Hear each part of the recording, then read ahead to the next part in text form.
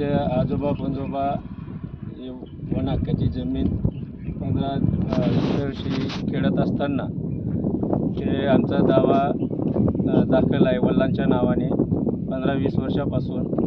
तरी ती जमीन आम्ही खेळत होतो आणि आमच्या पोटाचा निधार तिथं चालू आहे.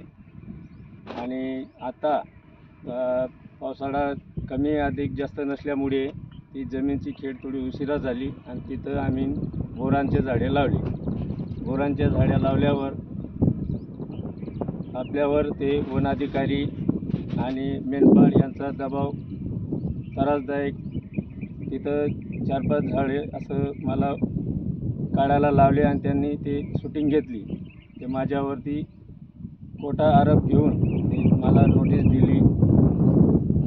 12/9/2025 रोजी मला नोटीस दिली आणि 15 तारखेला सागरी इथं बोलवलं वन ऑफिसला.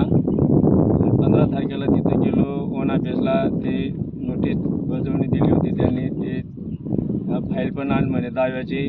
ते फाईल घेऊन गेलो. त्यांनी फाईल बघली आणि ते बघल्यानंतर त्यांनी न एक शब्द काय बोलता ते फाईलचे त्यांनी पोच दिली. पोच दिल्यावर दुसऱ्या दिवशी परत त्यांनी बोलवलं की साहेब आले आहेत, तुम्हाला भेटायला यावं लागेल. गावातील भटू धर्म यांना घेऊन मी सागरी इथे गेलो. तिथे गेल्यावर त्यांनी 16 तारखेला पाचपांडे यांचा फोन आला, सागरी इथं या म्हणे, साहेब येत आहे तुम्हाला भेटायला बोलवतो आहे म्हणे. भेटायला गेल्यावर त्यांनी मला फाईल बघितली आणि मला धमकी दिले गेले की तुझ्याच हाताने हे सगळं काढलं आहे असं तसं. त्यांनी तिथं ते पंचनामा केला आणि धमकी देऊन ते म्हणाले ते इथं साईन कर, नाही ते तुझ्यावर आम्ही काहीतरी कारवाई करू, नाही तुला असं करू तसं करू असं बोलत होते.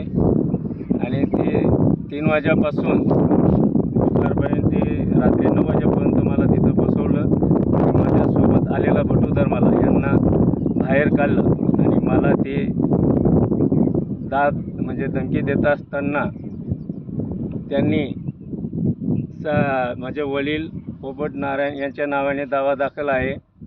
तरी वडीलची तब्येत बऱ्याच 3-4 वर्षापासून त्यांची तब्येत व्यवस्थित राहत नाही. आईची तब्येत थोडीसं व्यवस्थित राहत नाही म्हणून घरच्यांचा फोन आला आणि ते घरचे घाबरले म्हणून वडिलांच्या तब्येतमुळे मला धमकी दिले जात आहेत. त्यांनी साईन घेतली. रात्री 9 वाजेपर्यंत मला बसवलं.